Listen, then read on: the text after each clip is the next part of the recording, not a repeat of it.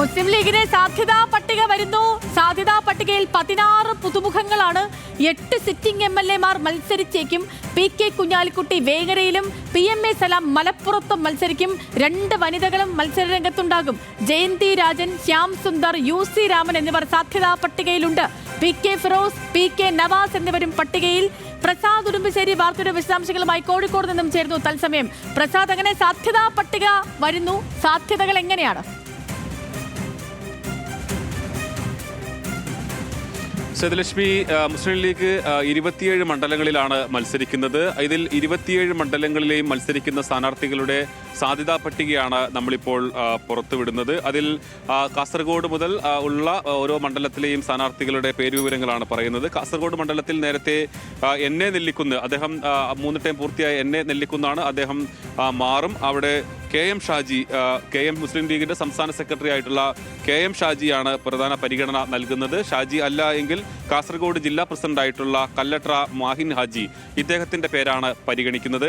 മറ്റൊന്ന്, മഞ്ചേശ്വരത്ത് നിലവിലെ MLA AKM അഷ്റഫ്, അദ്ദേഹം തുടരാൻ തന്നെയാണ് പാർട്ടിയുടെ തീരുമാനം. അഴീക്കോട് ഉള്ളത് പിന്നെ അഡ്വക്കേറ്റ് അബ്ദുൽ കരീം ചേലേരി, അവിടുത്തെ ലീഗിന്റെ കണ്ണൂർ ജില്ലാ പ്രസിഡന്റാണ്, മുസ്ലിം ലീഗിന്റെ ജില്ലാ പ്രസിഡന്റാണ്, അദ്ദേഹത്തിനാണ് പ്രധാന പരിഗണന നൽകുക.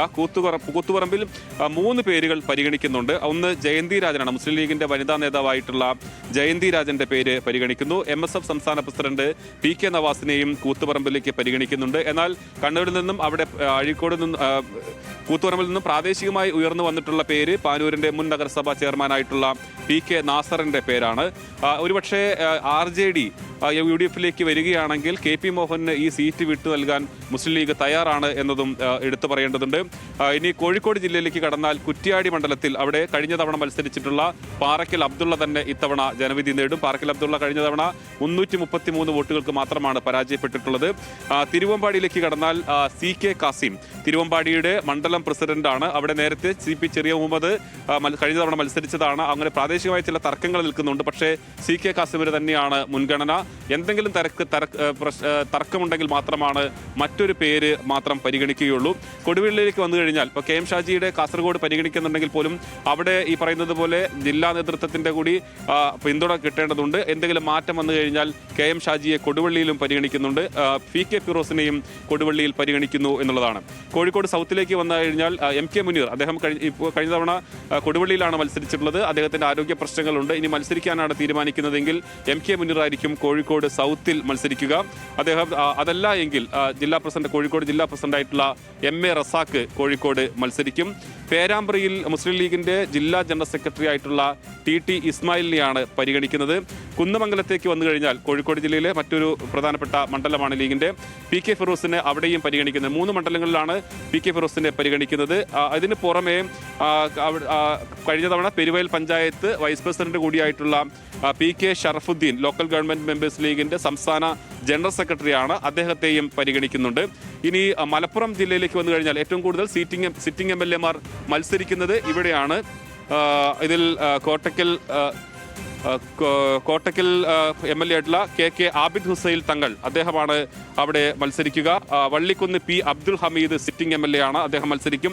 കുഞ്ഞാലിക്കുട്ടി, അദ്ദേഹം നേരത്തെ മലപ്പുറത്തേക്ക് മാറുമെന്ന് അഭ്യൂഹങ്ങൾ ഉണ്ടായിരുന്നു. പക്ഷേ കുഞ്ഞാലിക്കുട്ടി മലപ്പുറത്തേക്ക് മാറേണ്ടതില്ല, അദ്ദേഹം വേങ്ങരയിൽ തന്നെ മത്സരിക്കും എന്നുള്ളതാണ് ഇപ്പോൾ വരുന്ന വിവരം. പെരിന്തൽമണ്ണയിൽ നജീബ് കാന്തപുരം, അദ്ദേഹം സിറ്റിംഗ് MLA ആണ്, അദ്ദേഹം തുടരും. ഏറനാട് PK ബഷീർ, അദ്ദേഹം തുടരും. മലപ്പുറത്ത് P ഉബൈദുള്ള, അദ്ദേഹത്തെ 3 തവണ പൂർത്തിയാക്കിയതാണ്, അദ്ദേഹത്തെ മാറ്റി PMA സലാം ഒരുപക്ഷെ അവിടെ മത്സരിക്കും. PMA സലാമിനാണ് പ്രധാന പരിഗണന, മുസ്ലിം ലീഗിന്റെ സംസ്ഥാന ജനറൽ സെക്രട്ടറിയാണ്. മഞ്ചേരിയിൽ നിലവിൽ MLA UA ലത്തീഫിന് അദ്ദേഹത്തിന്റെ ആരോഗ്യ പ്രശ്നങ്ങൾ കാരണം അദ്ദേഹത്തെ മാറ്റാനാണ് തീരുമാനം. മുജീബ് കാടേരി, മലപ്പുറം മുനിസിപ്പാലിറ്റിയുടെ മുൻ ചെയർമാനാണ്, ജനകീയനാണ്. അതല്ല എങ്കിൽ നൌഷാദ് മണ്ണിശ്ശേരി, അദ്ദേഹം ലീഗിന്റെ ജില്ലാ ജോയിന്റ് സെക്രട്ടറിയാണ്, അദ്ദേഹത്തിന്റെ പേര്. ഈ 2 പേരുകൾക്കാണ് പ്രധാനമായും പരിഗണന നൽകുന്നത്. തിരൂരങ്ങാടിയിലേക്ക് വന്നാൽ അവിടെ വനിതാ സ്ഥാനാർത്ഥി സുഹ്റ മമ്പാടിനെ മത്സരിപ്പിക്കാനാണ് തീരുമാനം. അവിടെ KPA മജീദ് ആണ്, അദ്ദേഹത്തെ മാറ്റും. താനൂരിലേക്ക് വന്നു കഴിഞ്ഞാൽ 2 പേരുകൾ പരിഗണിക്കുന്നുണ്ട്. PM സാദിഖ് അലി, മുസ്ലിം ലീഗിന്റെ സംസ്ഥാന സെക്രട്ടറിയാണ്. അതല്ല എങ്കിൽ PK നവാസ്, MSF-ന്റെ സംസ്ഥാന പ്രസിഡന്റ്, മങ്കടയിൽ മഞ്ഞളാംകുഴി അലിയാണ് സിറ്റിംഗ് MLA ആണ്. മഞ്ഞളാംകുഴി അലി ഏതെങ്കിലും കാരണവശാൽ മാറുകയാണെങ്കിൽ നൌഷാദ് മണ്ണിശ്ശേരിയും ഇവിടെ പരിഗണിക്കുന്നു എന്നുള്ളതാണ്. തിരൂരിൽ സിറ്റിംഗ് MLA കുറുക്കോളി മൊയ്തീൻ, അദ്ദേഹത്തെ മാറ്റണമെന്ന് പാർട്ടിയിൽ അഭിപ്രായം ഉയർന്നു കഴിഞ്ഞിട്ടുണ്ട്. പക്ഷേ അദ്ദേഹം മാറുകയാണെങ്കിൽ ഫൈസൽ ബാബു, മുസ്ലിം ലീഗിന്റെ ദേശീയ സെക്രട്ടറി ഫൈസൽ ബാബുവിന്റെ പേര് പരിഗണിക്കുന്നുണ്ട്. കുണ്ടോട്ടിയിലേക്ക് വന്നു കഴിഞ്ഞാൽ TV ഇബ്രാഹിം MLA, അദ്ദേഹം സിറ്റിംഗ് MLA ആണ്. അദ്ദേഹത്തെ മാറ്റണമെന്ന് അഭിപ്രായം ഉയർന്നു കഴിഞ്ഞിട്ടുണ്ട്. അദ്ദേഹം മാറ്റുകയാണെങ്കിൽ PMA സമീർ, മുസ്ലിം ലീഗിന്റെ മലപ്പുറം ജില്ലാ സെക്രട്ടറിയാണ് PMA സമീർ, അദ്ദേഹത്തെയാണ് പ്രധാനമായും പരിഗണിക്കുന്നത്.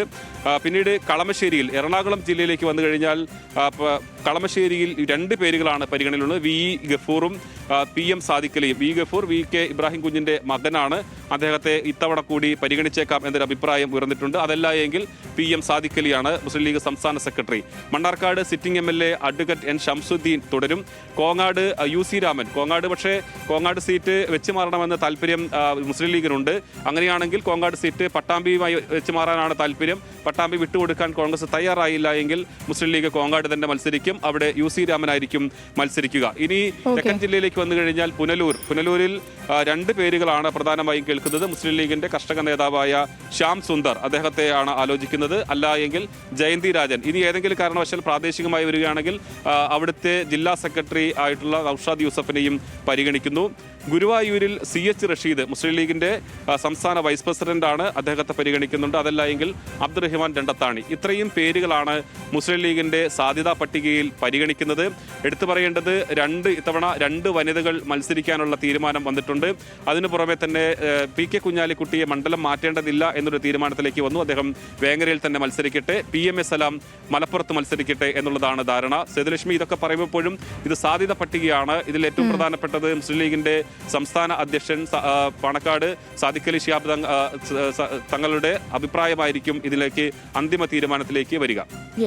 ഓക്കെ, ഇപ്പോൾ പ്രിയപ്പെട്ട പ്രേക്ഷകരെ, നമ്മുടെ പ്രസാദ് ഉടുമ്പശ്ശേരിയാണ് വിവരങ്ങൾ നൽകിയത്. പ്രസാദ് ഉടുമ്പശ്ശേരി പറഞ്ഞതുപോലെ നമ്മളിപ്പോൾ പറഞ്ഞതൊക്കെയും സാധ്യതാ പട്ടികയാണ്. അന്തിമ തീരുമാനം ഇനി വരേണ്ടതുണ്ട്. പക്ഷേ ഈ സാധ്യതാ പട്ടിക അനുസരിച്ച് 16 പേര്, ഇപ്പോൾ പ്രസാദ് ഡീറ്റെയിൽഡ് ആയിട്ട് പറഞ്ഞു, തുടക്കം മുതൽ എത്ര പേരുണ്ട്, എവിടെയൊക്കെയാണ് സാധ്യതകൾ എന്നുള്ള കാര്യം കൃത്യമായി തന്നെ പറഞ്ഞു. അതിൽ 16 പേർ പുതുമുഖങ്ങളാണ്, 8 പേർ സിറ്റിംഗ് MLA മാരുമാണ്. PK കുഞ്ഞാലിക്കുട്ടിയുടെയും PMA സലാമിൻ്റെയും ഒക്കെയും മണ്ഡലങ്ങളൊക്കെയും പറഞ്ഞു. അപ്പോൾ നമുക്കിനി നോക്കാം, ഈ സാധ്യതാ പട്ടിക അനുസരിച്ച് തന്നെയാണോ അവസാന സ്ഥാനാർത്ഥി പട്ടിക വരിക എന്ന്. ഏറെക്കുറെയൊക്കെ ഇതുപോലെ തന്നെ ആയിരിക്കാനാണ് സാധ്യത കൂടുതൽ. പ്രസാദ് ഉടുമ്പശ്ശേരിയാണ് വാർത്തകളുടെ വിശദാംശങ്ങൾ നൽകിയത്.